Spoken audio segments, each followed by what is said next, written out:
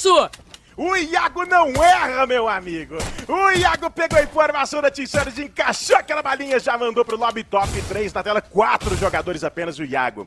O Iago tentando sobreviver. O Bak já dá aquela aproximada, vai utilizando sua habilidade, tem corrosivo no meio do caminho. O Bak tá ilhado, porém tem o Ligeirinho lá do outro lado que vai perseguir o Lampião, garantindo a eliminação. Então é o top 2. É o top 2. E o Bak com 15 de vida. Inalador, muito bem utilizado. O Ligeirinho tenta encaixar aquela primeira bala, mas o Iago vai dando trabalho, ele vai tirando de um lado pro outro, vai acertando pra cima do Bak. Ele consegue o knockout, mas foi quase!